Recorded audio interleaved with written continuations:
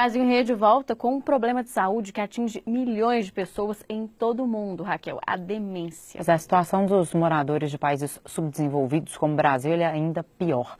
A maioria dos casos acarreta o Alzheimer. Os repórteres Carlos Augusto Soares e Nayara Guimarães ouviram especialistas e eles são unânimes. O estilo de vida que a gente leva hoje interfere diretamente no nosso envelhecimento.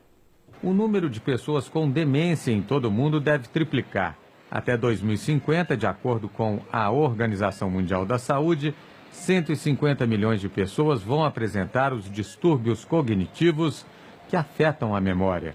O alerta está ligado, principalmente nos países que ainda não aprenderam a lidar com o envelhecimento.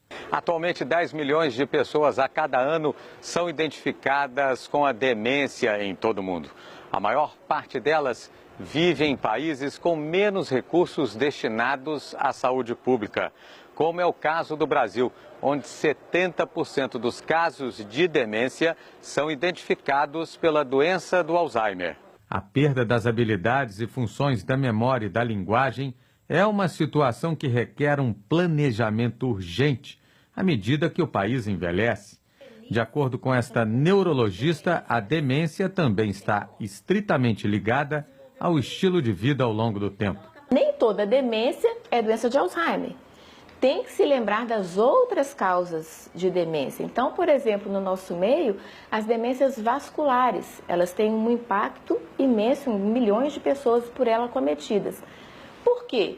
Porque no nosso meio nós temos ainda uma assistência médica básica deficiente, por isso nós temos doenças como hipertensão arterial, diabetes, hipercolesterolemia, sedentarismo, tabagismo, ainda são altamente prevalentes no nosso meio. E são esses os fatores que levam às doenças vasculares cerebrais, que podem levar a quadros de demência vascular. A prevenção também ajuda muito a retardar os efeitos do envelhecimento. É manter um estilo de vida saudável. O que isso quer dizer?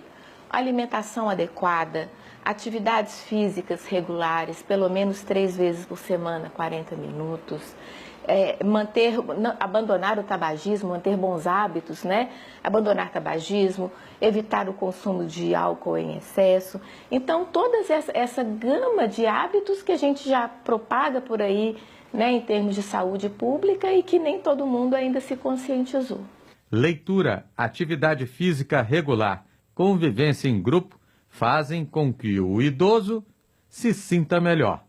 Esta socióloga e professora da PUC Minas é a autora de um estudo que avaliou a qualidade de vida dos idosos em cidades mineiras e a relação com a demência. Quanto melhor cuidados eles estão no ambiente familiar, menos demandas eles geram ou eles sobrecarregam o serviço de atendimento mais imediato lá na ponta. Então a gente tem que trabalhar com essa perspectiva da prevenção, lazer, trabalhos cognitivos, atividades multidisciplinares para atendimento desses idosos, convivência familiar sadia, convivência com animais domésticos, que tem dado um resultado muito positivo, de acordo com as pesquisas que a gente vem acompanhando. A gerontóloga e terapeuta Judy Robb sabe muito bem o que isso significa. Ela perdeu o marido por causa das doenças que afetam a memória, experiência que a levou a se dedicar profundamente ao assunto.